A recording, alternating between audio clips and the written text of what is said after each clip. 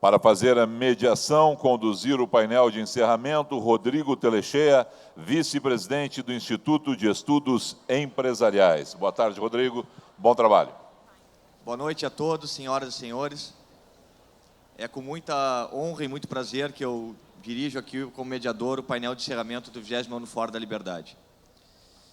Quem é John Galt é uma indagação que acompanha a trajetória dos personagens do romance A Revolta de Atlas, da escritora e filósofa russa Ayn Rand. A expressão, de cunho questionador, é utilizada pela autora ao longo do livro em contextos diversos, evidenciando momentos de dúvida, medo, incerteza, fraqueza e ou contradição dos principais protagonistas do romance. Na narrativa, o personagem de John Galt representa o reconhecimento da liberdade e da capacidade de cada indivíduo de almejar seus próprios objetivos e a relevância dessa busca para a produção de riqueza e para a transformação da vida daqueles que estão ao seu redor. O painel de fechamento deste Fórum da Liberdade busca justamente responder à indagação: quem move o mundo? Destacando o papel de empresários e de empreendedores como verdadeiros motores da sociedade. Para iniciar esse debate, ouviremos inicialmente o senhor Eduardo Martí. Eduardo Martí é economista, fundador e diretor-geral da Junior Achievement Argentina. Foi professor de política econômica da Universidade de Buenos Aires e da Universidade Francisco Marroquim. Produziu e apresentou diversos programas de rádio e televisão sobre economia e política. Já ministrou palestras nos Estados Unidos e em diversos países da América Latina. É fundador do movimento Libertad Querida e da Fundación para la Responsabilidade Intelectual. Com a palavra, senhor Eduardo Martí. Muito obrigado. Muito boa tarde. Para mim é um grande honor. Não sei em que idioma, em que linguagem falar. Se falo, if I speak English, probably I will not find some words. It will be more difficult for me. If I speak Spanish, probably you will miss more words. So I'll do my best trying to speak portuñol. ¿Está bien? Portuñol, si ustedes comprenden, está bien. Si no, me paran y me dicen está mal. Primero quiero felicitar a los organizadores de este foro. Este es el tipo de asociaciones, Instituto de Estudios Empresariales, lo que hicieron los chicos de Atlantos, que mueve el mundo. Son los empresarios, son la gente que se pone al hombro el planeta Tierra y construyen las sociedades. Son ustedes con su participación activa los que determinan la suerte de Brasil. ¿Quién es John Galt? Domingo, ¿quién es John Galt? Ustedes son John Galt. Ustedes son los que transforman esta sociedad a través de lo que hagan ou não hagan, façam ou não façam. Então, por que são tão influyentes? Influyen. Foi a opinião pública argentina la que impediu que los Kirchner se apoderaran finalmente de la Argentina sin retorno. Fueron marchas de 2 millones de personas na rua. Fueron las redes sociales. Faltaba un solo día para que tomaran Clarín y eliminaran el único programa opositor de televisión que quedaba en Buenos Aires, que era La Nata. Un solo día. Estaban preparados para ir a tomar el canal de televisión y se asustaron. ¿Por qué se asustaron? 2 millones de personas en la calle. ¿Cómo convocamos esas 2 millones de personas? Peleando, brigando, contestando, argumentando. Making the moral case for a free society. Argumentando, diciendo no estoy de acuerdo a los intelectuales de que falaba el profesor, a los profesores marxistas. No tienen los argumentos, no importa, aunque sea digan I do not agree, no estoy de acuerdo. No permitan que avancen las malas ideas, frénenlas. No tienen argumentos, lean. participen de las charlas de Atlantis, participen del Instituto de Estudios Empresariales, apoyen como hace Gerdau, vayan a ser advisors de Junior Achievement, entren en el colegio público, métanse todo Brasil y ahí van a tener one of the best countries in the world. But you need to fight for it. No hay nada gratis, muchachos. There is not such thing as a free lunch.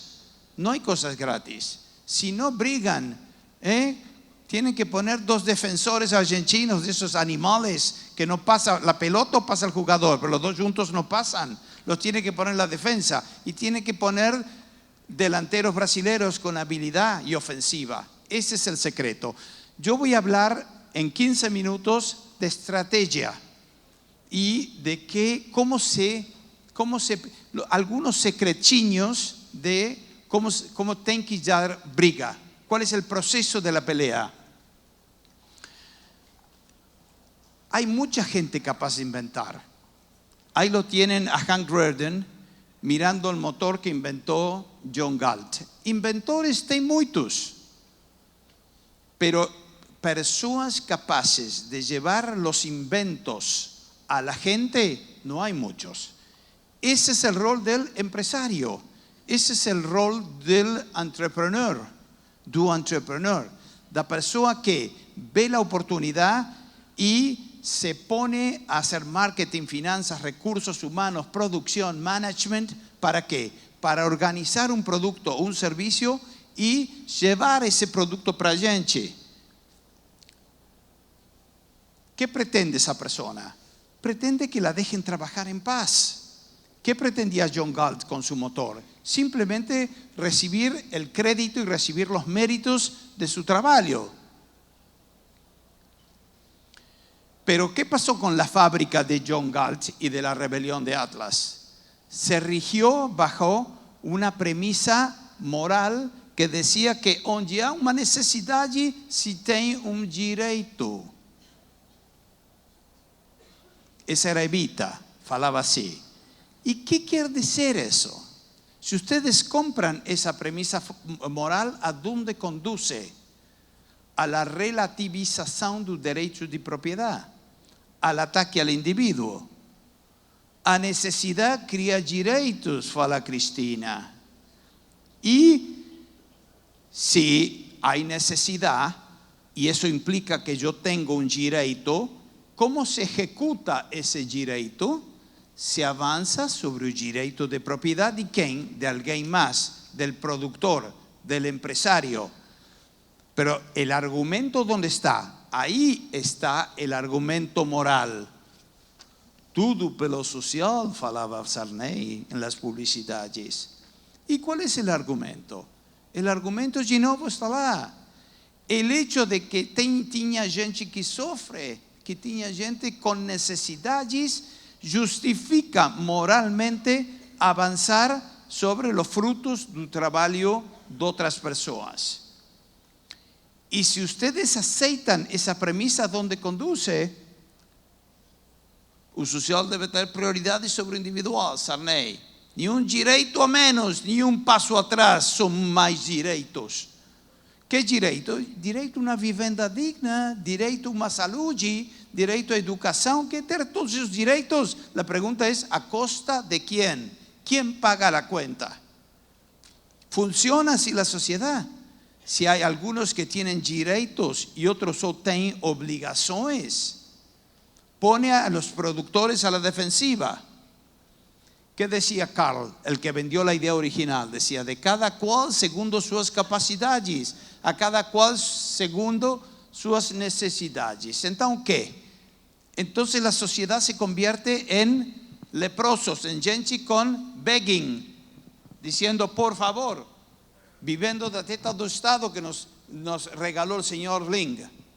Ahí tiene a todos diciendo, eu tinha muitas necessidades, por favor, ajuda. ¿Y cuál es el problema? El problema es que todos tienen muchas necesidades. ¿Y quienes abastecen esas necesidades? Cada vez menos gente. Son pocos los que quedan abajo sosteniendo el mundo y Atlas se comienza a cansar. Entonces, finalmente a gente vai embora, se va, se escapa de ese tipo de sociedades, incluso con riesgo de su vida porque se lo pueden comer los tiburones. Se escapa cruzando un muro con guardias que tiran tiros y quieren matar a la gente. Quiere ir para Miami, publicitan. ¿Cuántos brasileños están en Miami ya? ¿Por qué se van de Brasil? Se van de Brasil porque no les gusta ser perseguidos, porque buscan oportunidades, porque el país está estancado. ¿Por qué? Porque todo pelo social. Nadie gusta de ser perseguido de esa forma. Los argentinos, ¿dónde están? Se van a Miami. Y los venezolanos se van a Miami. Escapan de un sistema corrupto con una falsa moral. Y cuando no se escapa la persona, se escapa el capital. ¿Está bien que se escape el capital? Claro que está bien que se escape el capital. Tiene derecho a preservarse. ¿De qué? Se va al paraíso fiscal, escapando del infierno fiscal. El punto es, ahí también se esconden dineros robados.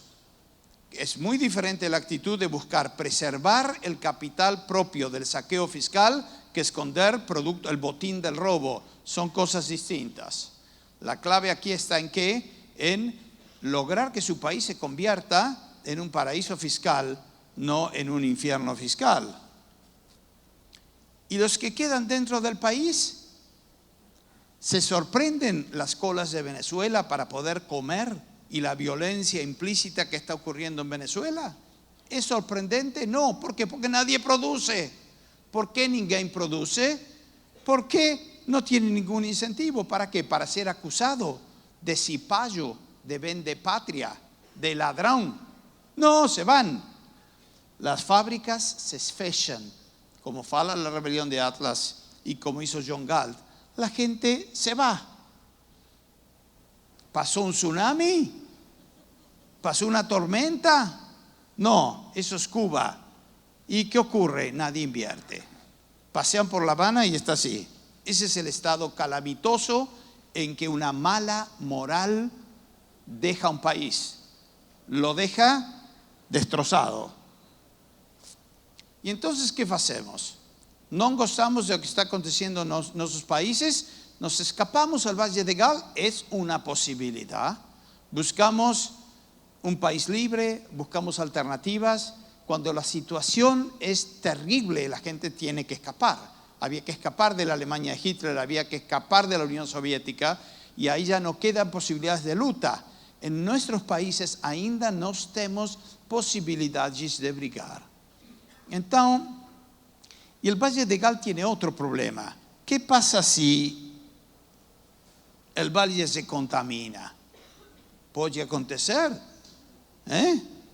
Puede acontecer que el welfare state se apodere de los United States of America. Y si estamos en Miami y el populismo comienza allí también, ya ha comenzado. Entonces no va a haber dónde escapar.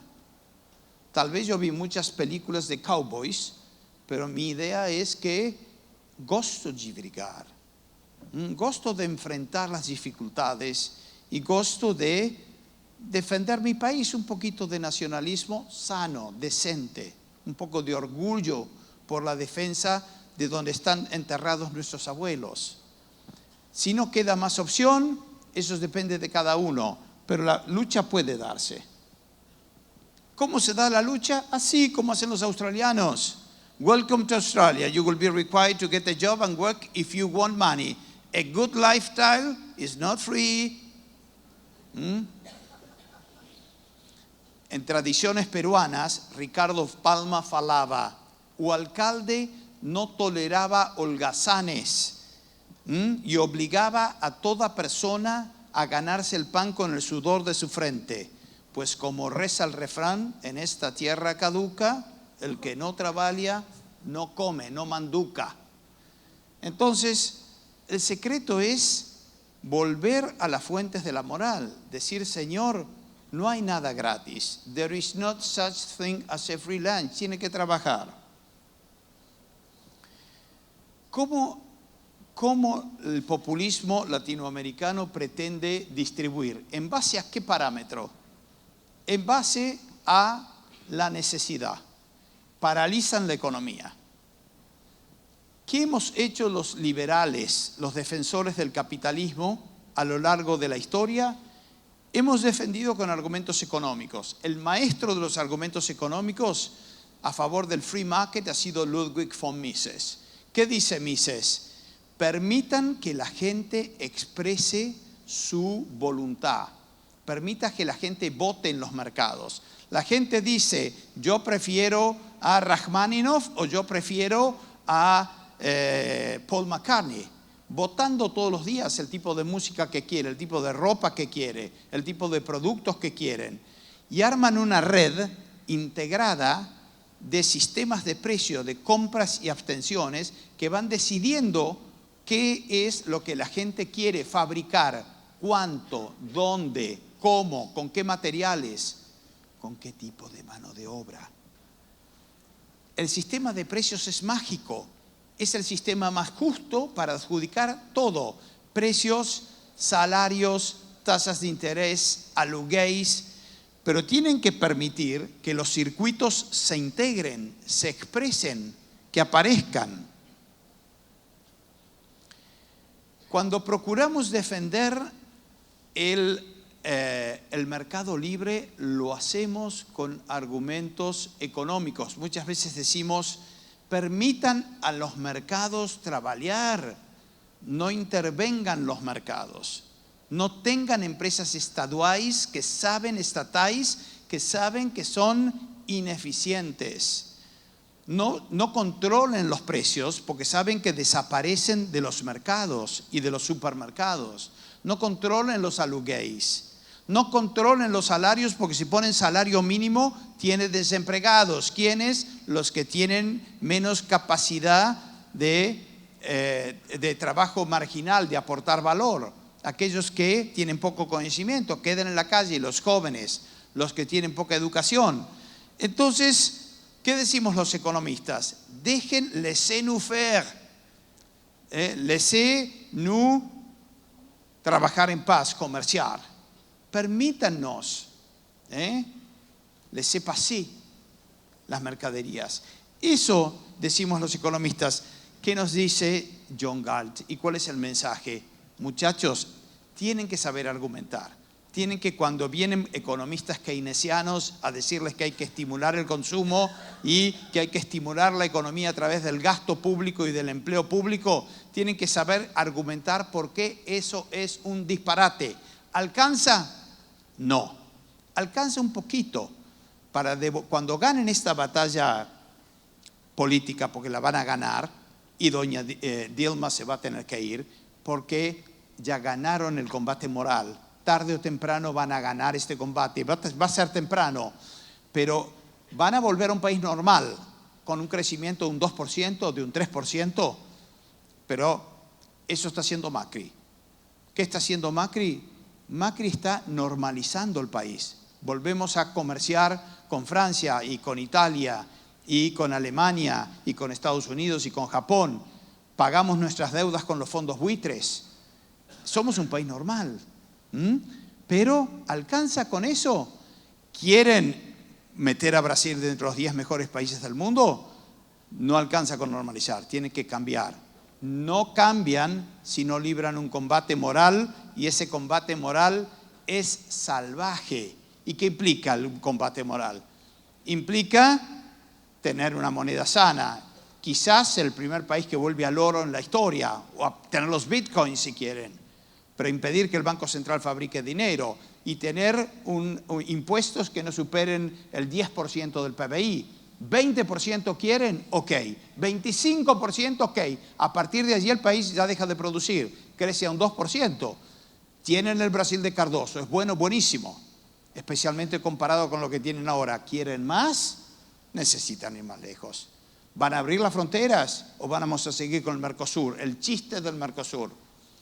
¿Van a eliminar el proteccionismo, que realmente es sencillamente estúpido? Perjudica a los brasileños, los hacen pagar autos de $40 o $50 mil que valen 20 y lavarropas pagan 10 y valen 5. Los chilenos viven 10 veces mejor que todos nosotros usando un poquito de sentido común.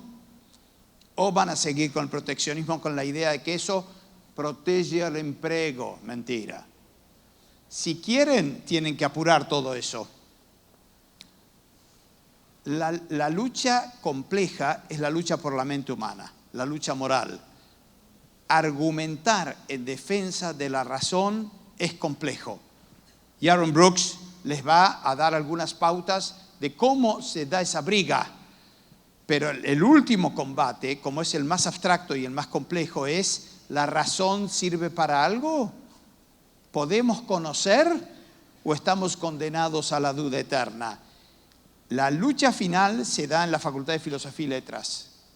No se da en los claustros de Economía. Muchachos, ¿qué tienen que hacer? Tienen que hablar, tienen que estudiar, tienen que crear estudios, tienen que rendirle homenaje a los Link, a los Gerdau, a los empresarios que crean, que empujan, apoyan encima y ponen plata en todos estos institutos.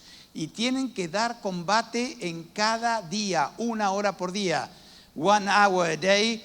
Dr. Segway decía: si comías una manzana, one apple a day. Yo les digo 1 hour a day. Entren en Facebook, discutan con sus profesores, lean libros, organícense 1 hora por día y tienen un Brasil del cual van a estar súper, pero súper orgullosos, y todos sus vecinos se los vamos a agradecer mucho. Muy obrigado.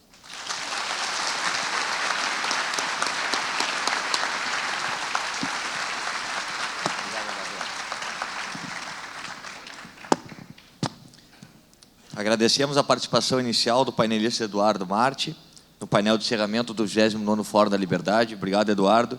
Ouviremos a seguir o painelista Davi Coimbra.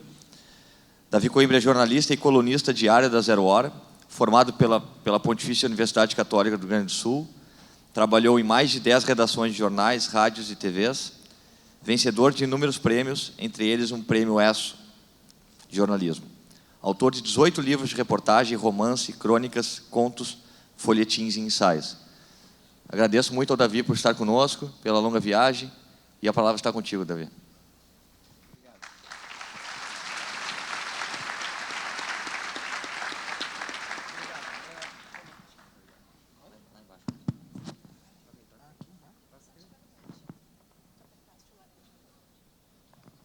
Agora deu.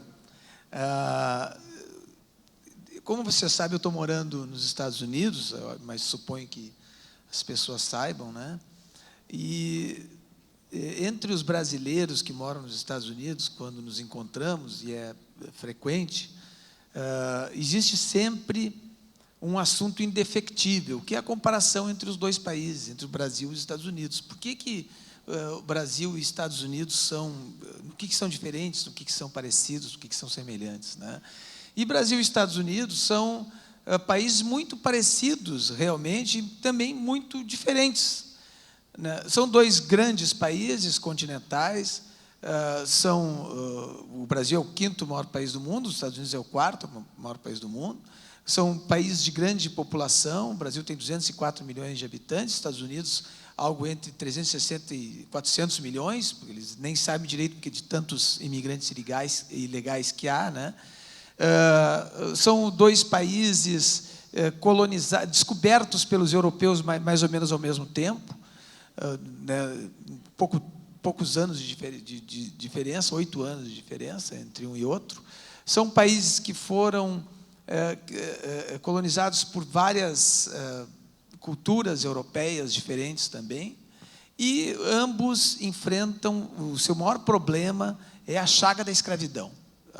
São países também que foram os maiores, digamos assim, os receptadores da escravidão no mundo, né? Na escravidão africana, é uma chaga terrível, e o grande problema dos dois países ainda é a escravidão, né? E essas são as semelhanças, né? Mas por que são tão diferentes? E eu vejo que a grande diferença dos Estados Unidos e a grande vantagem dos Estados Unidos em relação ao Brasil fica na infância. Você sabe que a infância, isso Freud descobriu, é um período da vida da gente em que, sofrido um trauma, dificilmente a gente consegue se recuperar. vai lá para a sessão de análise e tal, mas é algo que fica marcado para o resto da vida. E Brasil e Estados Unidos são muito marcados pela sua infância, né? Se diz muito, por exemplo, assim, não, o Brasil foi colonizado por portugueses e tal. Os portugueses eram gênios nos séculos XV e século XVI. Eles eram os grandes, o grande povo do planeta eram os portugueses. Não é a questão de ter sido colonizado pelos portugueses, mas é o tipo de colonização. O Brasil, os portugueses, quando vieram ao Brasil, vieram para explorar o Brasil, vieram para tirar do Brasil o que o Brasil tinha de riqueza e levar para Portugal. Era essa a intenção dos portugueses. Eles vinham aqui, tinha aquelas índias e tal. Se diz que quando os portugueses chegaram, os primeiros portugueses, quando tiraram as botas, 2 índios desmaiaram, por causa do cheiro, né?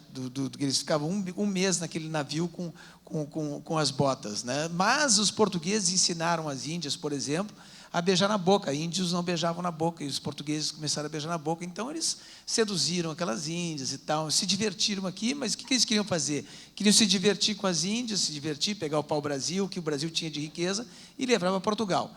Os ingleses, que chegaram depois, né, porque os Estados Unidos foi colonizado inicialmente pelos espanhóis, mas quando eles chegaram lá na Nova Inglaterra, lá em cima, onde eu vivo, né, quando eles chegaram, em 1620, eles chegaram com suas famílias e com seus filhos. Eles chegaram para fazer um país.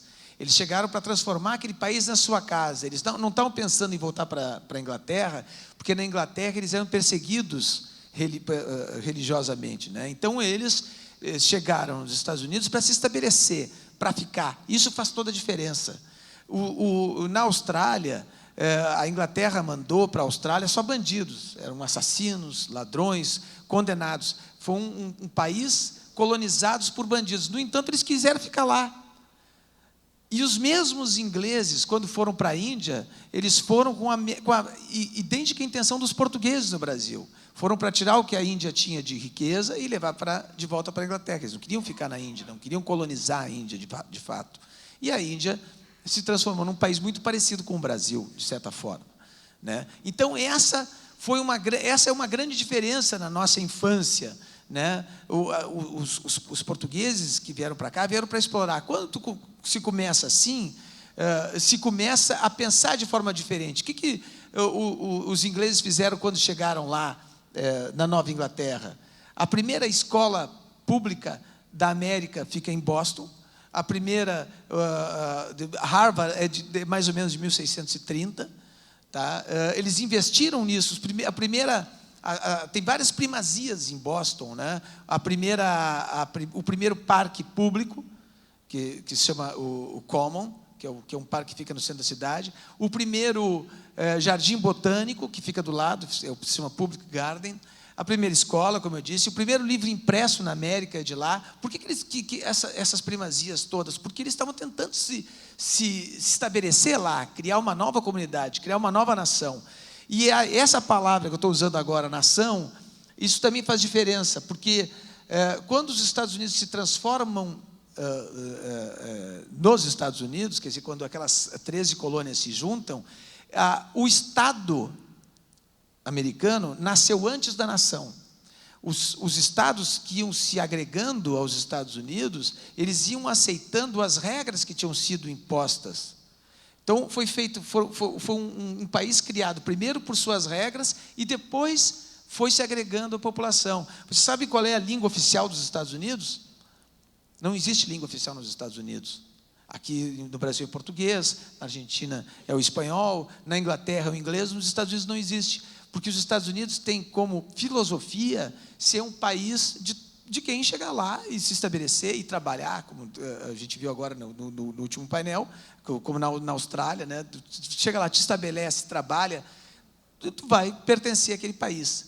Então, o Estado nasceu antes. Quando o Estado nasce antes da nação, se compreende que todas as pessoas que estão lá naquele Estado, vivendo naquele Estado, fazem parte do Estado e têm que aceitar as regras.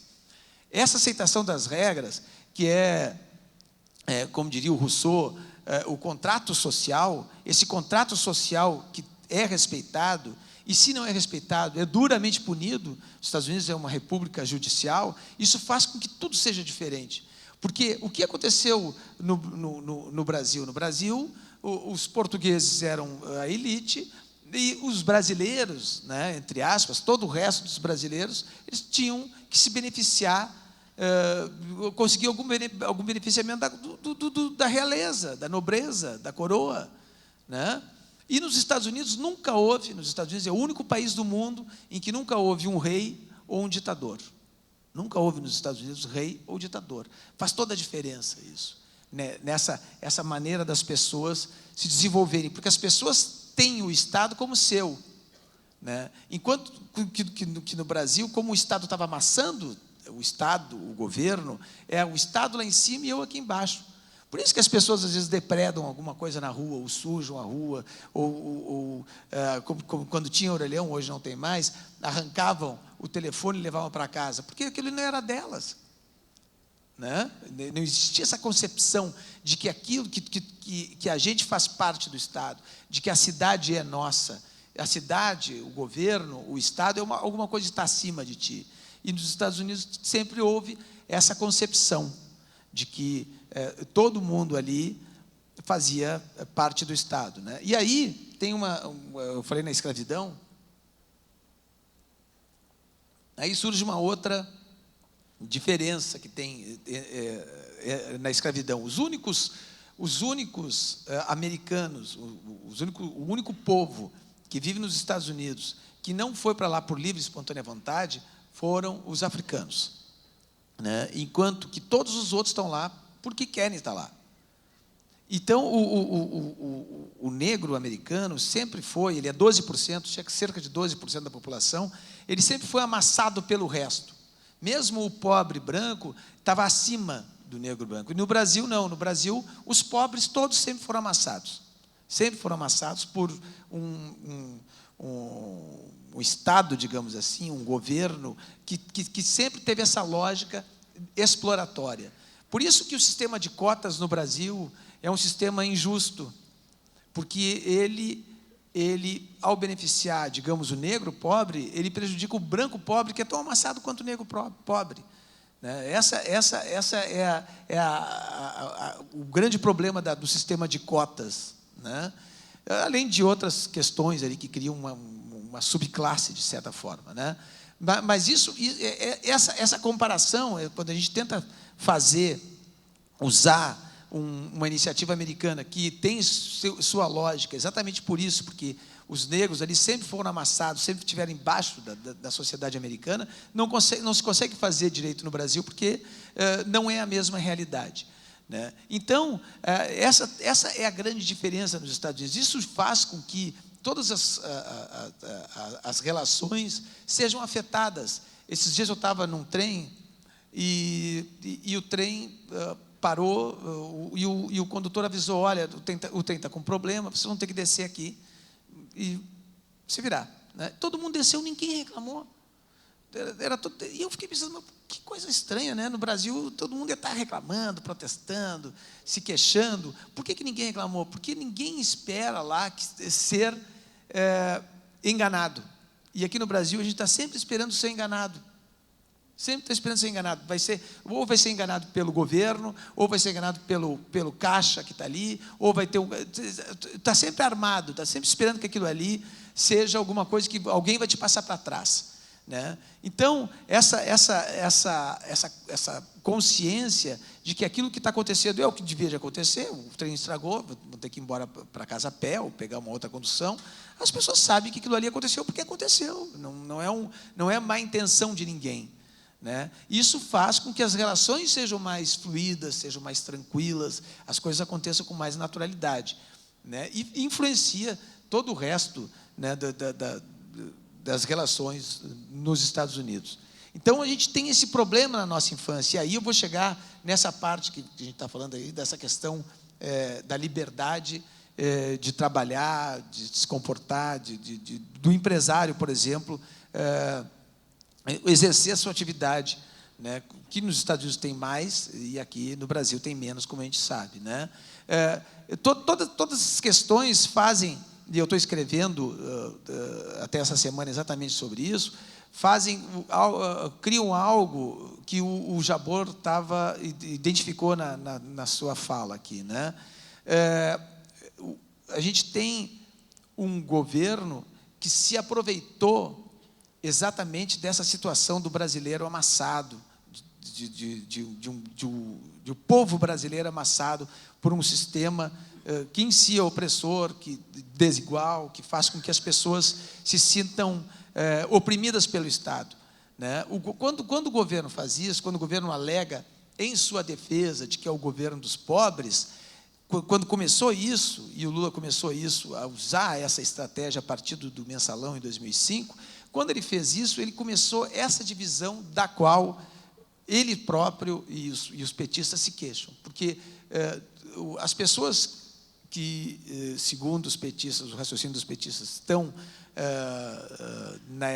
fazem parte da elite branca, de olhos azuis, e que não gosta que os pobres vão para universidades, ou que não gosta que os pobres viajem de avião, essas pessoas são os trabalhadores, são as pessoas que vivem do seu salário, são os empresários que estão tentando fazer com que o seu negócio prospere, são pessoas que estão trabalhando. E, de repente, a pessoa se vê jogada num lado de que é um opressor, de que é um inimigo do pobre, que é um inimigo das pessoas humildes, digamos assim, e que são defendidas pelo governo. Então, é um governo que tem lado, e não está no meu lado, não está do meu lado, porque ele está dizendo que eu sou da elite branca. E essa divisão que fez esse raciocínio jogado para fora, para o exterior, como argumentação, como sistema de defesa, isso fez com que o Brasil se tornasse um país belicoso, dividido e nervoso, como está hoje. A gente vê as pessoas brigando, né, exatamente por isso, porque existe um governo deles contra nós.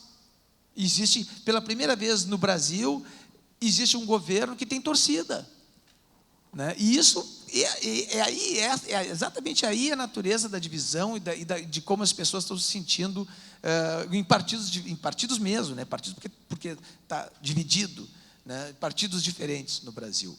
Começa por aí, esse sentimento, porque se aproveitou exatamente desse sentimento do brasileiro, que é um sentimento real e até justo, de que ele sempre foi oprimido por toda uma situação, sempre esteve abaixo do Estado e do governo, nunca fez parte do Estado. O brasileiro não faz parte do Estado, quando ele deveria fazer parte do Estado. O Estado é a sociedade, somos todos nós, né?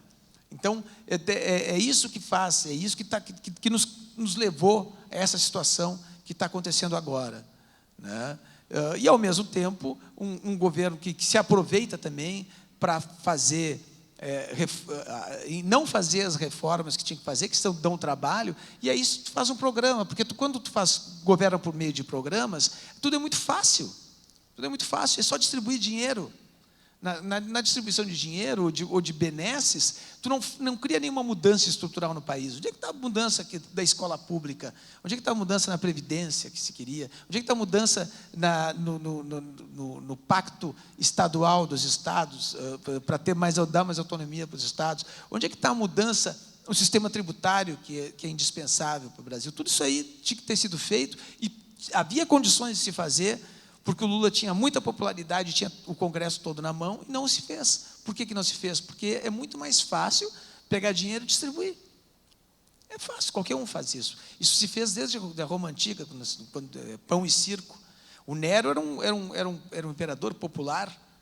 Hoje o Nero tem uma fama, mas na época não tinha. Quando o Nero se suicida, né, ajudado por um dos seus serviçais, o povo chorava, eles viam outros Neros, falsos Neros, em diversas partes, isso durante anos, porque o Nero era um tipo de São Sebastião, as pessoas adoravam o Nero. Por quê? Porque ele dava pão e circo, né? Por isso, daí a popularidade do Nero. De onde a popularidade também do governo Kirchner na Argentina, que teve gente defendendo, milhões defendendo, mesmo agora com a assunção do Macri, e do governo Lula também. A gente vê que o Lula ainda tem 20% de popularidade, né, que apareceu na última pesquisa. Tudo isso vem desse nosso início, né, desse nosso início torto. Mas aí também, agora eu vou fazer uma crítica também ao empresário brasileiro, a vocês que estão aqui, né? Porque a gente fala que tem que ter liberdade, é verdade, tem que ter liberdade, mas nos Estados Unidos, que tem liberdade, por exemplo, de contratar quem tu quiser e demitir na hora que quiser, que existe muito mais flexibilidade nas relações trabalhistas, lá nos Estados Unidos, ganha bem quem trabalha bem. Se o cara trabalha bem, ele vai ganhar bem. Se procura contratar o melhor. A gente sabe que existe uma importação de cérebros nos Estados Unidos, porque eles querem os bons trabalhando lá, e os bons são bem remunerados, tem vantagens. Outra coisa, na Black Friday lá, existe liquidação mesmo. Não tem esse negócio de botar o preço lá em cima para chegar na Black Friday e fazer de conta que está dando uma liquidação.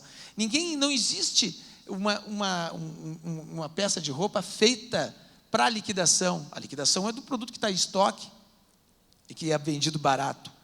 Então, às vezes, o empresário também é culpado disso. Por exemplo, vamos pegar o exemplo da Coca-Cola, que é óbvio, todo mundo sabe disso, que é uma empresa muito bem sucedida, né?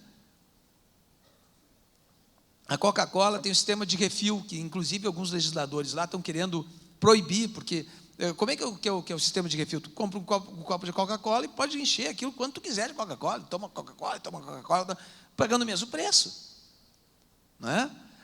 Às vezes até uma garrafinha pequena de Coca-Cola custa mais caro do que uma grande.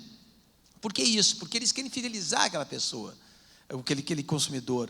Eles estão dando aquilo para o consumidor, enquanto que, às vezes, aqui no Brasil, o que a gente vê? A gente vê tem empresário do leite colocando porcaria no leite das crianças, no mínimo água, certo? Para ter lucro naquela vendinha que ele vai ter, aquela coisa mesquinha, muquirana, do cara que quer tirar ali, sabe, no produto dele. Em vez dele fazer um produto melhor e vender bem, ele tira ali, sabe? Então o empresário, como o resto da população toda nossa, a gente tem que se conscientizar de que o Estado é nosso e de que não pode um governo existir para dividir o país, para dizer que é o governo deles contra nós, o governo dos pobres contra os ricos. Não, o governo tem que ser dos ricos, tem que ser dos pobres, tem que ser dos negros, tem que ser dos brancos, tem que ser dos remediados, tem que ser de todo mundo. O cidadão tem que entender que ele faz parte do Estado. Ele tem que, como disse o palestrante que me antecedeu aqui, ele tem que lutar para que as coisas aconteçam, mas tem que lutar sabendo que ele faz parte de tudo aquilo, né? E o empresário também tem que entender que ele tem que dar qualidade para o trabalhador dele e para o consumidor dele também. E aí sim se vai conseguir fazer com que essa liberdade que todo mundo quer que exista seja uma liberdade bem aproveitada, porque não adianta nada a gente ter, como todo mundo sabe disso, né, liberdade sem responsabilidade, tá? Obrigado.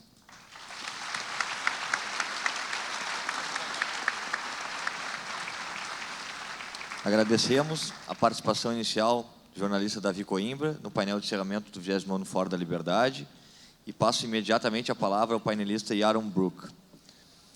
Yaron Brook é diretor executivo do Ayn Rand Institute, coautor de Market Revolution, How Ayn Rand's Ideas Can End Big Government, foi colunista da Forbes, engenheiro civil, é diplomado pela Technion Israel Institute of Technology, em Haifa, Israel.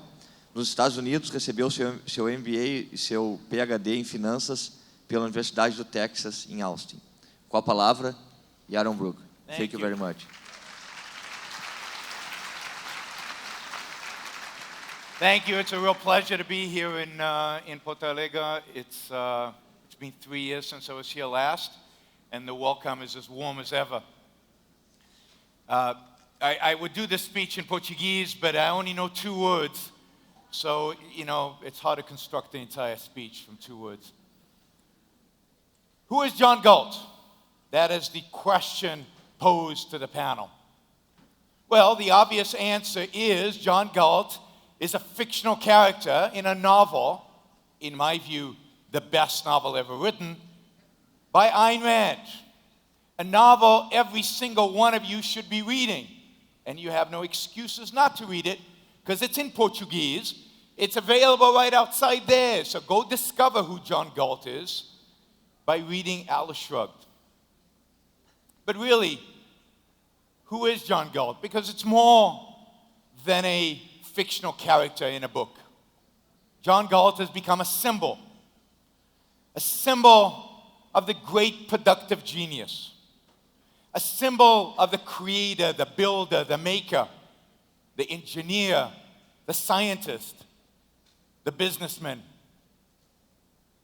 But a symbol of all of those who says, enough is enough.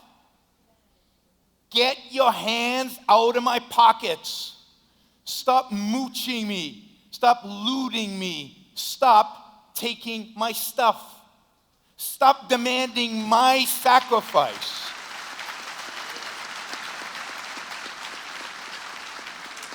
Stop demanding my sacrifice. Stop making me feel guilty for things that I should feel proud of. That's who John Galt is. We have a sculpture out there in auditorium, I'm sure you've all seen it, of a big cow. And all these people are trying to get, I guess, the milk, right? They're all struggling, fighting with one another to get the cow. And the cow in the sculpture represents the state. And everybody there is the welfare state. Everybody trying to get their piece and knocking people out of the way. And it's a great image. You get it, right? It's the welfare state. But it's a deceptive image. The world is much worse than that cow. Because the cow produces its own milk. The state produces nothing, creates nothing.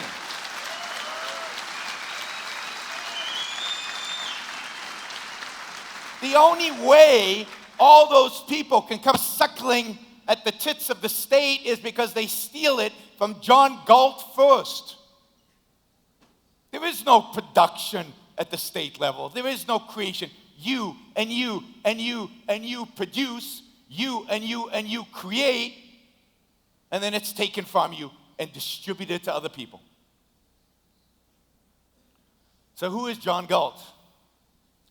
Well, Ayn Rand said that John Galt was the man who stopped the motor of the world. The man who took a world in decline and accelerated that decline and brought the world to the very bottom of despair so that he could help rebuild the world, rebuild a free world, rebuild a world that respected ability, respected talent, respected creativity, respected the rights of the individual. But what is that motive of the world that John Galt stopped? It's really, really important that we understand what it is that drives the world, that drives the growth, drives the success of the world. Because unfortunately, our society is dominated by a Marxist philosophy that rejects the idea of the real motor. What is it? What is it that produces the real values that we all have? What is it that makes our life possible? What is it that creates this beautiful auditorium, these wonderful lights, the video projection, your clothes, the food that you ate before you came here? What is the motor that actually produces the wealth and the standard of living and the quality of life that we have? What is the tool that we must use in order to live successfully? It is our minds. It is our reason. It is our capacity to think. And this is what's being attacked. Our capacity to think, it's what's being attacked over and over and over again. For Marx, it's not the mind that creates value. What creates value for Marx? Muscle. I shouldn't point there. There's not much there. But muscle. Muscle is what creates value. The rejection of the mind. And indeed, if you ask, why do we still have socialism given its utter, complete, unequivocal, unquestionable failure? Just look at Venezuela. The answer is because people take socialism on faith, not on reason. Socialism is the rejection of reason. It's the rejection of fact. It's the rejection of evidence. It's the rejection of economics. Socialism is, people believe in socialism on faith, not on evidence, not on facts, not on reason. And it's no accident that socialism is a consequence of Marx and the whole tradition of philosophy that has rejected the idea of the efficacy, the competence of the human mind, of human reason. What is the other reason that socialism is still alive and well in all its various forms? Statism, fascism, socialism, social democracy, that's a popular word today. Because socialism is the only economic system in all its variations consistent with the moral values, the moral ideals that we have all been taught since we were this big. Because we were taught when we were very little that in a moral sense, in a fundamental sense, in a real sense, our lives don't belong to us. Our moral duties, our moral responsibilities are not to our own life, not to our own happiness, not to our own success, but to others. The greatest moral virtues are being selfless. The greatest moral virtue is to sacrifice. Well, socialism, all they do is ask you to sacrifice. What are you complaining about? This is what morality has taught you. This is virtue. This is good. So you're suffering? Who cares? Suffering is a sign that you've been selfless. I would worry if you were happy, because that would probably mean you're being a little self-interested in life. And we know that self-interest is a no-no. Socialism is alive and well because the morality of altruism, the morality of otherism, the morality that says that your life does not belong to you, that your life is there to serve others, is alive and well. John Galt says no. John Galt rejects that idea. John Galt is the Atlas who shrugs and who says, I'm not carrying the world anymore because I don't believe in this morality. My life is mine. Your life is yours. My duty, my responsibility is not to live for you, it's to live for me, to make my life the best that it can be. And you should make your life the best that it can be. You know, this was a revolution, and this is what really makes America great. In 1776, for the first time in human history, the American founders declared that for the first time in human history, your life did not belong to the tribe or to the state or to the Pope or to any collective group out there. For the first time in human history, we had a political recognition that your life belonged to you. And the state's only job, only responsibility, only duty is to protect your life, is to protect your freedom, to provide you with the security, which, by the way, you Brazilians do not have, it turns out, right? Which to me, if you're looking for one sign of the failure of the Brazilian state, it's the fact that you cannot walk at night safely in your streets.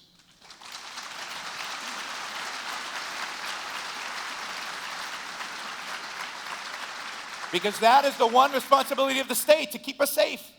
That's it. They just did that job, life would be great. The founders of America declared that we each have an inalienable right to our own lives. What does that mean? What does a right mean? Today that word is abused and being raped by the left. Rights mean freedoms, freedom of action. What it means that you have a right to your life means that you must be free to act in pursuit of the values necessary to make your life the best life that it can be for you.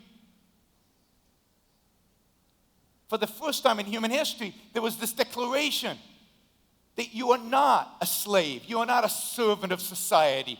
You're not a cog in a machine. There is no collective consciousness, but it's you, your life. That's what's important. And how do we live our lives? How do we make the most of our lives? If we want to live the best life that we can live, what is the tool that allows us to do that?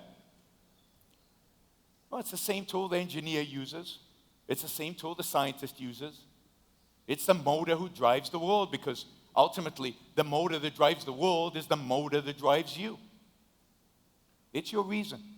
It's your ability to reason, to think rationally, to take in facts, integrate them, create new knowledge, and move forward. And this is true of science, but this is also true on what values you should pursue as a human being.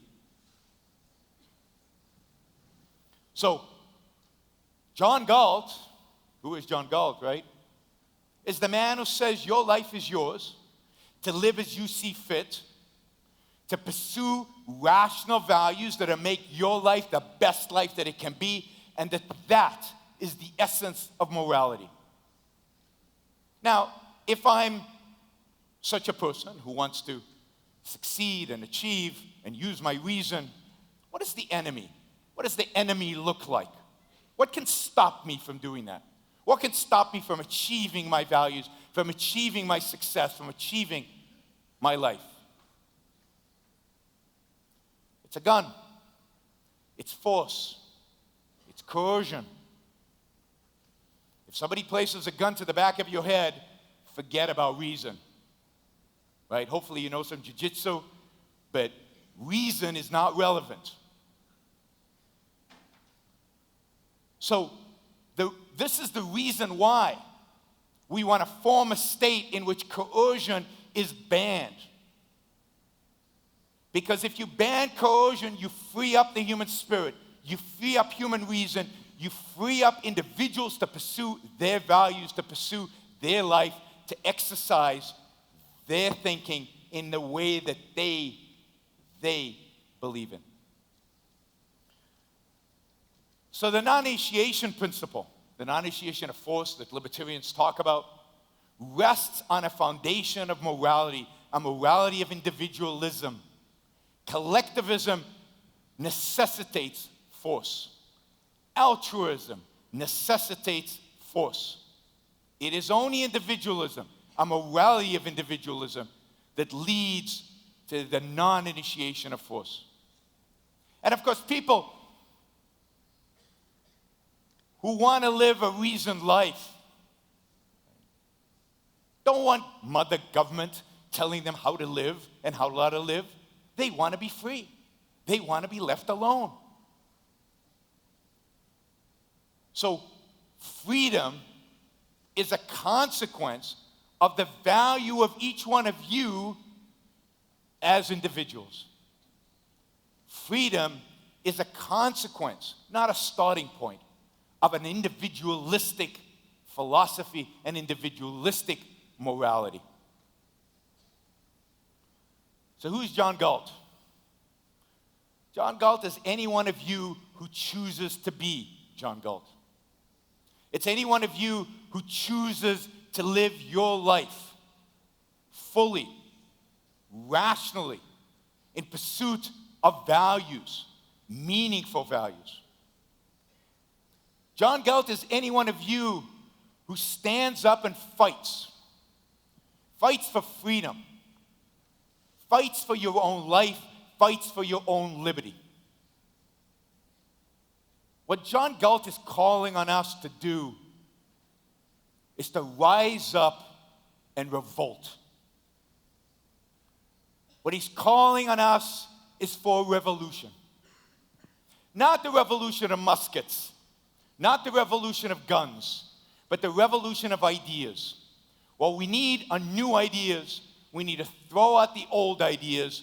We need to educate a culture out there of these new ideas. And we need to go to Brasilia and clean house. Right at the foundation.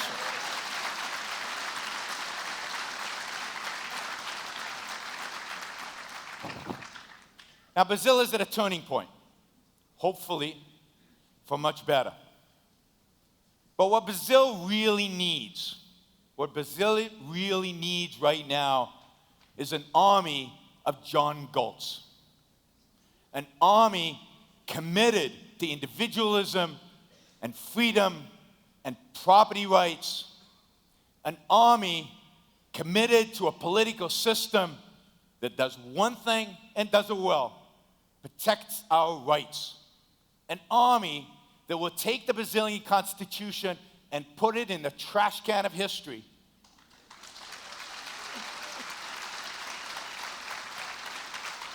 And create a new constitution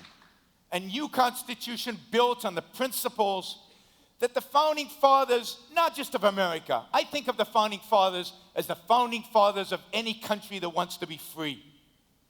Based on the principles articulated by the founding fathers of all free men, the principles of individual rights, the principles of individual liberty. So who is John Galt? John Galt is you if you choose to be him. Thank you all.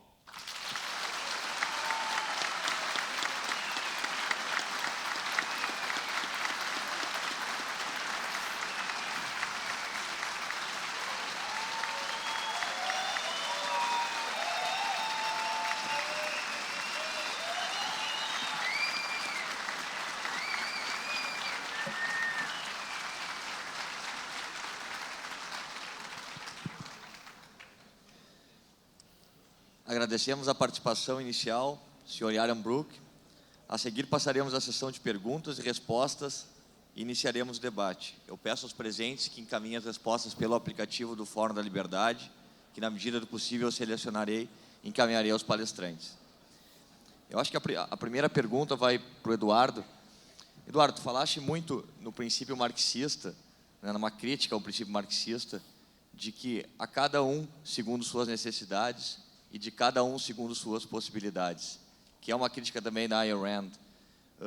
Se tu pudesse concretizar um pouco mais esse princípio, como é que ele foi visto na Argentina, ou melhor, como é que ele foi aplicado pelos governos argentinos nos últimos anos, principalmente da Cristina e do Nestor, na sociedade, como isso restringiu a liberdade individual do povo argentino ao longo dos últimos anos? Necesito una vivienda. Tengo 7 filhos. Usted tiene la obligación de proveérmela. ¿Cuál es el argumento moral del que hablaba Yaron behind it? Es el argumento de que si estoy sufriendo, usted tiene la obligación de solucionar mi necesidad. Necesito un trabajo y no tengo ninguna habilidad o lo que fuere. Entonces el Estado tiene la obligación de darle trabajo. De 2 millones de empleados públicos que tenía el Estado argentino, ahora tiene 4,5. ¿Quién paga el sueldo? Los taxpayers, usted, yo y todos los que estamos allí. Tengo una industria que requiere no estamos en condiciones de competir. Importamos televisores de China, los llevamos a Uruguay, los desarmamos, los llevamos a Tierra del Fuego, los armamos de nuevo y los vendemos en Buenos Aires. Un televisor que usted paga en Miami $1,000, en Buenos Aires lo paga $2,500. ¿Y entonces qué? Entonces cada argentino que quiere tener un televisor es mucho más pobre. ¿Basado en qué premisa?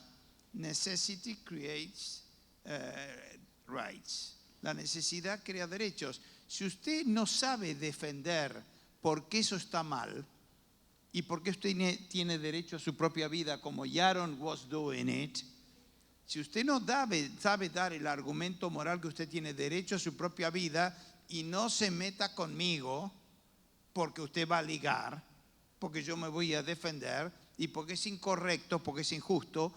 Seducción sí. Usted me hace sentir bien, yo le hago sentir bien. Violación, rape, no. Si usted no me hace sentir bien, yo le hago sentir mal, no. Contrato sí, guns no. Muito obrigado, Eduardo. Davi, no painel de ontem, o empresário Salim Matar, ao responder à indagação Quem Move o Mundo, destacou o papel de protagonismo da ambição individual como motor da sociedade. Contudo, na sociedade brasileira em especial, parece que estamos mais afeitos a ideias como altruísmo, sacrifício, doação, do que a pensamentos como a ambição, o lucro, a eficiência, a produtividade. Em outras palavras, é uma aplicação também do princípio que foi repetido agora pelo Eduardo. Dito isso, é possível no Brasil visualizar a virtude no egoísmo ou a virtude no auto-interesse, na busca por esse interesse individual, numa sociedade ou num Estado que valoriza cada vez mais o coletivismo? O Jabor falou algo aqui que achei interessante, que foi que está otimista com os rumos da Lava Jato, e eu também estou otimista. Eu acho que o que está acontecendo de bom no Brasil é essa Lava Jato, e cada vez que se usa como estratégia atacar o Sérgio Moro e o pessoal da República de Curitiba, quem faz isso, na verdade, está fazendo um tremendo, terrível desserviço ao Brasil. Eu sempre digo que os petistas, eles gostam mais do PT do que do Brasil, porque a gente sabe que as coisas sempre aconteceram assim no Brasil, sempre houve impunidade no Brasil. E pela primeira vez está havendo punição no Brasil. E a punição, esse princípio que eu estou dizendo, é o princípio da responsabilização. Sempre se teve pena no Brasil, né? A gente tem... por que a gente tem 4 instâncias na justiça, né? Para tentar... houve um trauma, digamos, com a ditadura, em que os direitos individuais, de certa forma, eram menores, né? E agora se assegura direitos porque se tem pena. A gente tem pena, não tem que responsabilizar as pessoas também, né? Então, para tudo isso, essa liberdade que a gente está debatendo aqui, sobre o qual nós estamos falando, e esse individualismo implica em assumir suas responsabilidades, sabe? É importante isso. Esse passo que está acontecendo no Brasil agora, a sociedade, de a gente ver que tem pessoas que estão tendo que assumir as suas responsabilidades pelo que fizeram e estão sendo punidas pelos erros que cometeram, isso é um grande passo para o Brasil. Isso é um grande passo, porque a partir daí a gente vai começar a construir uma sociedade que realmente as coisas comecem a funcionar, né? Essa Lava Jato é a nossa bênção, sabe? Agora, no momento, a gente está num momento ruim, está doendo, porque a mudança dói, é uma lei de Newton, uma lei da física, né? A gente está no movimento que tira o uniforme, tu está querendo ficar naquele movimento, se está na inércia, que né, tu quer ficar naquele não movimento. Quando a gente se move, dói.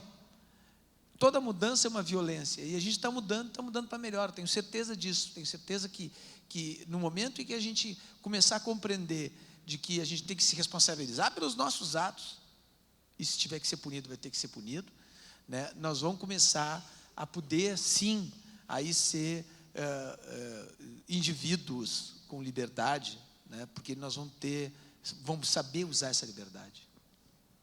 Muito obrigado.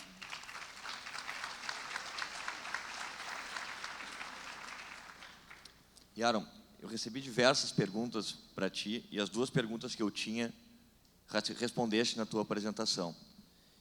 Curiosamente, eu recebi uma pergunta da Ayn Rand, acho que ela está em algum lugar aqui no palco, e a pergunta que ela gostaria de saber, a suposta Ayn Rand, é se ela estivesse viva hoje, e ela olhasse para os Estados Unidos e olhasse para o Brasil, ela veria um vale de Gaut em algum dos dois, ou ela não veria, e qual seria a crítica que ela endereçaria a essa visão?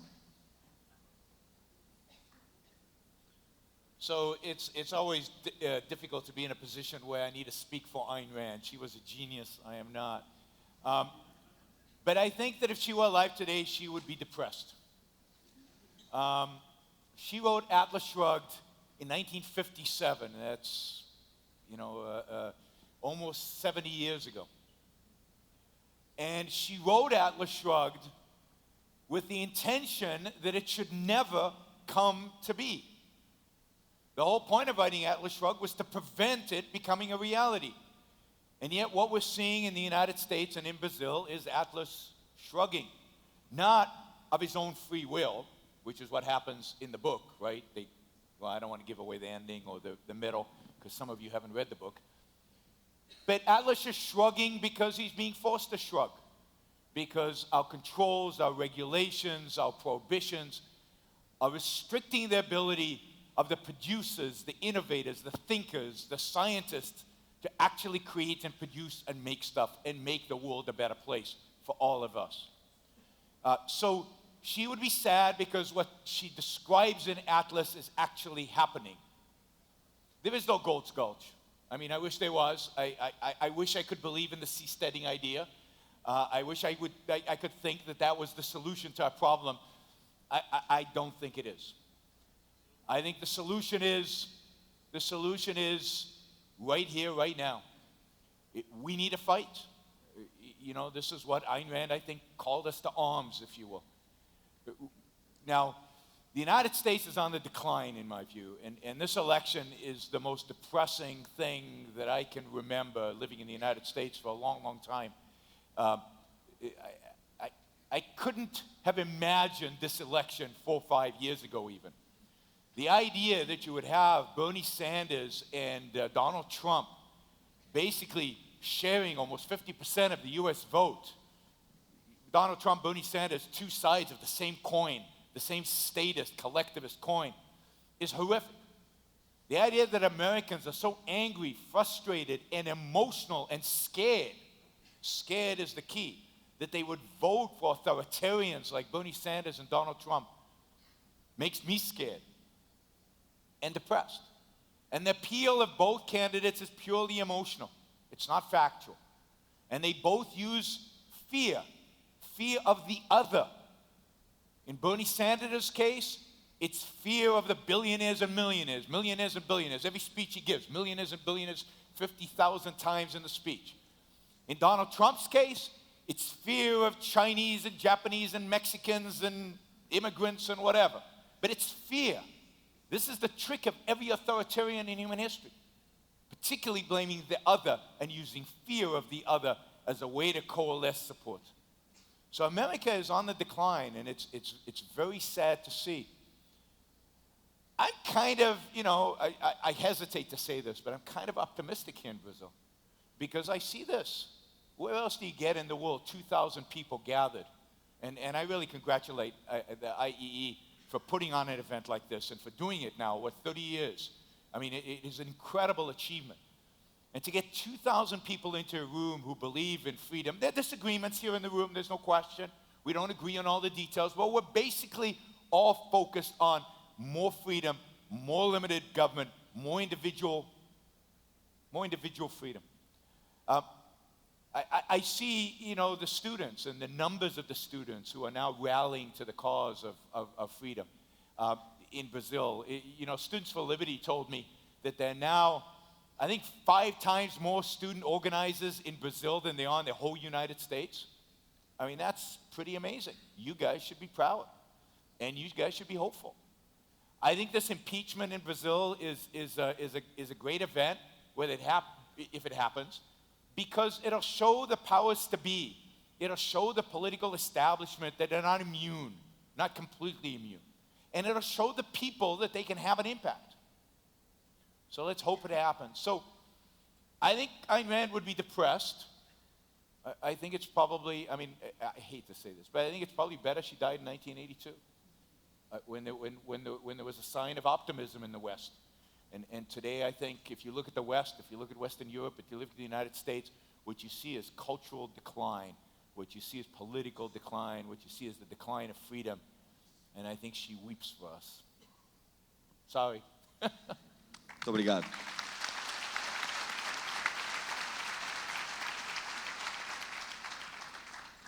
Eduardo, posso falar em português? Acho que tu entendes bem, né? Muito se fala do efeito Macri, né? e das consequências que isso tem gerado em toda a América Latina. A própria visita do presidente Obama na Argentina é um retrato disso.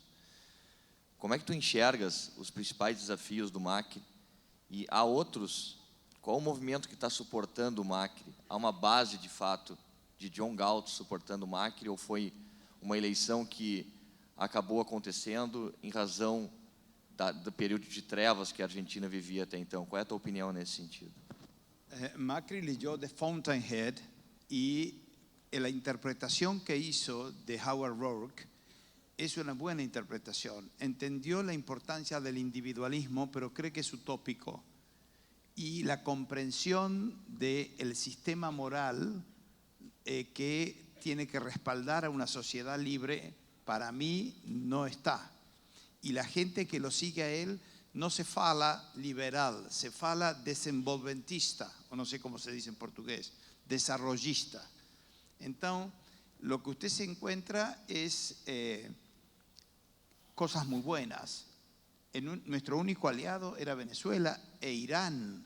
Estamos haciendo pactos incluso de misiles con Irán y muchos sospechamos que la muerte del fiscal Nisman tuvo mucho que ver con eso. Ojalá se descubra por los atentados a la AMIA y de la Embajada de Israel.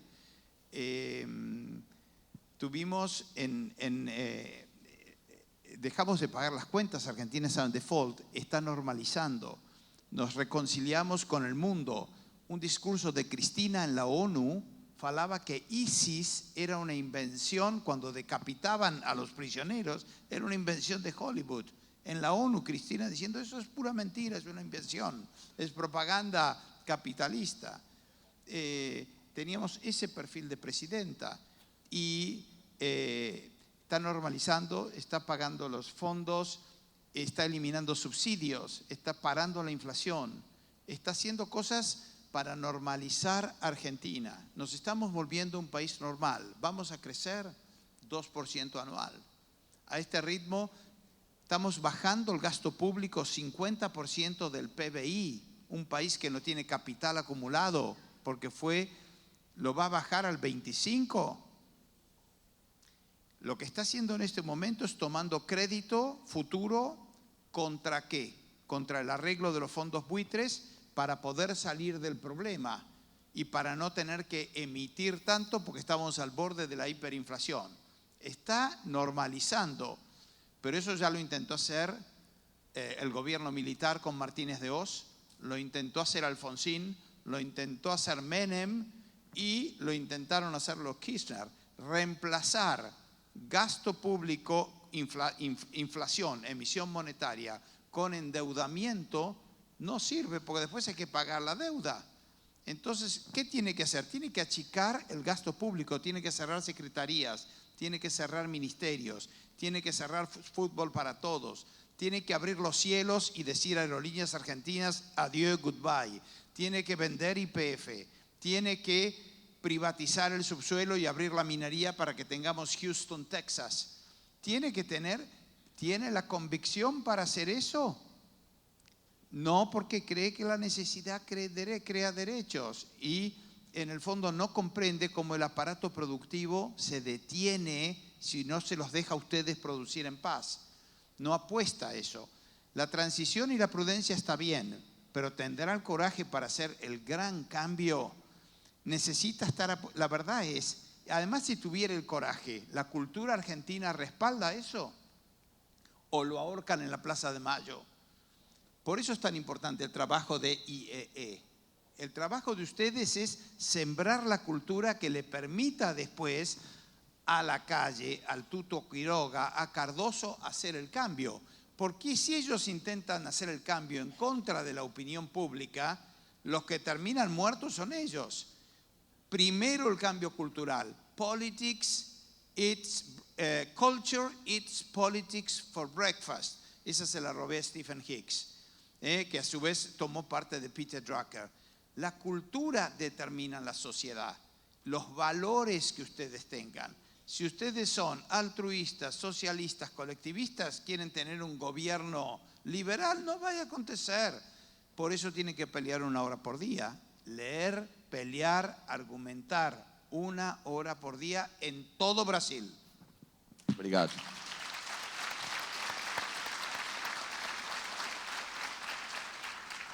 Davi, nesse período nos Estados Unidos, se tu pudesse destacar uma característica ou algum aspecto, né, que te fez alterar algum posicionamento, seja como formador de opinião ou como jornalista, tu consegue ver uma evolução na tua visão de mundo a partir dessa vivência americana, ou tu voltas para o Brasil hoje tal como tu foste?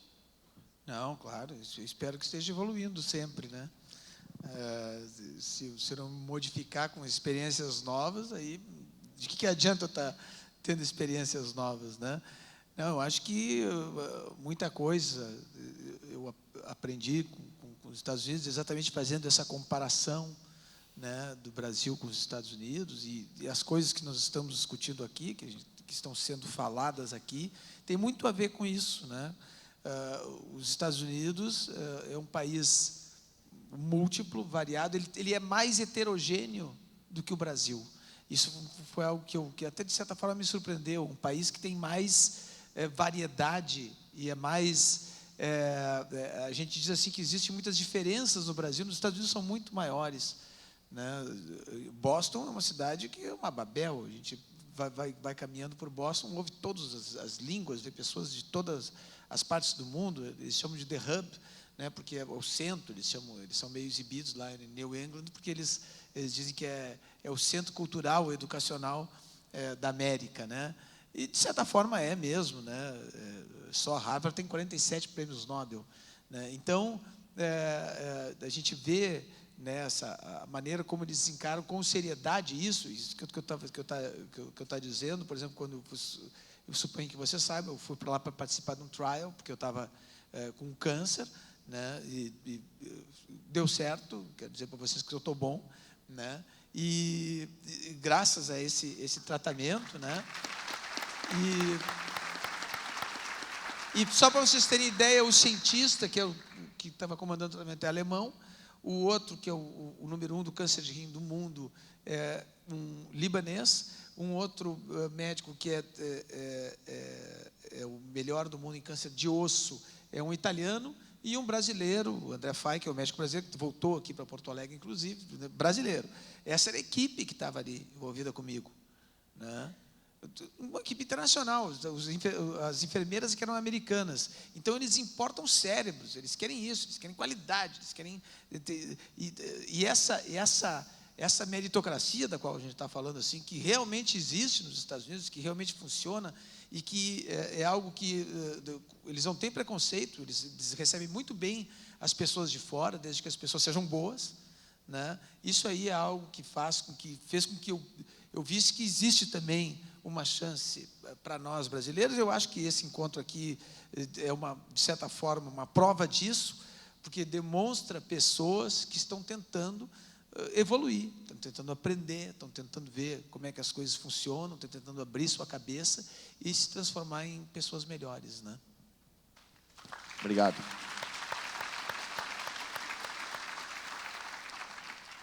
Yaron, teria várias perguntas aqui, eu vou tentar sintetizá-las em uma. Como é possível multiplicar os John Galts brasileiros? Como é possível criar um modelo escalável, né, de cérebros e inventores no Brasil? Well, a scalable model, I don't know, but look, the battle in the end is an educational battle. What we need is to educate people about the ideas at the foundation of freedom, at the foundation of liberty. What we need to educate people about is in a new way of looking at the world.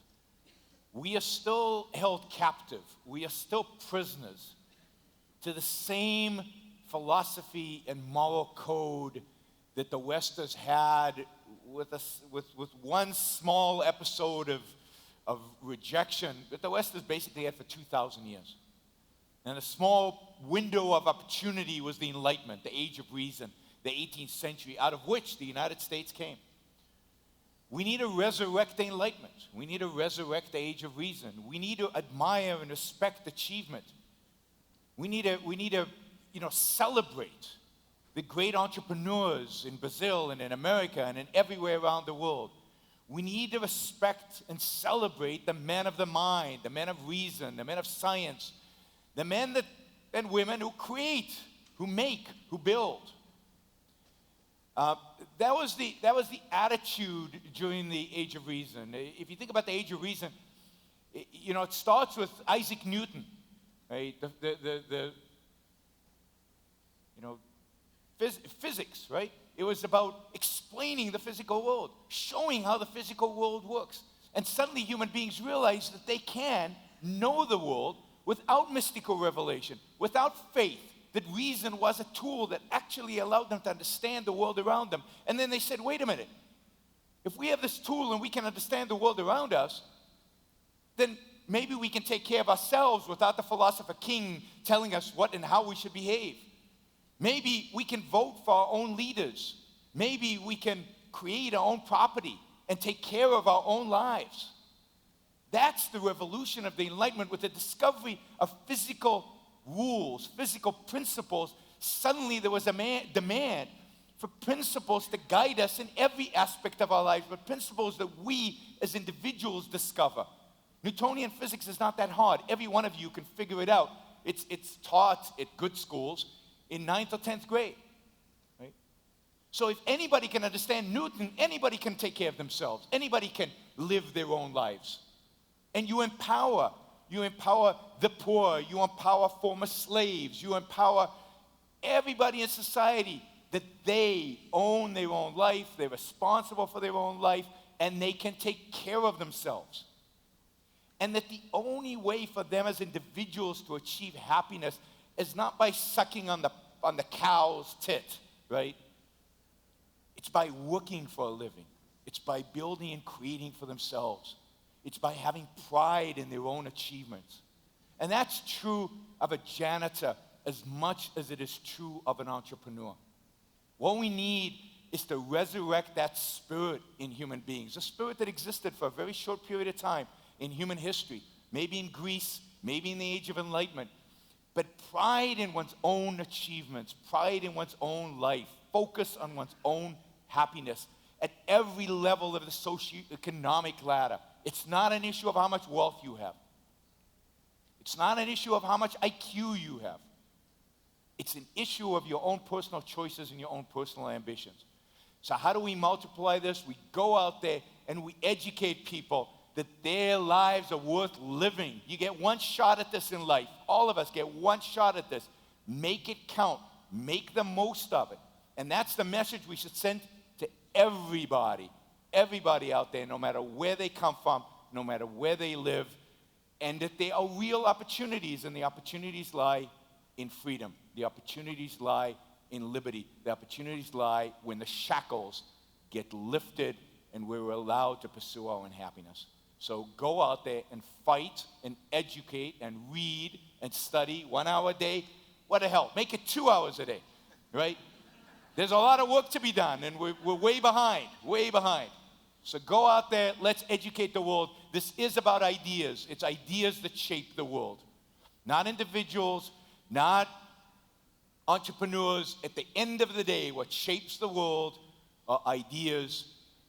We should be the conveyors of ideas. We should be the educators of the world. Let's go out there and win.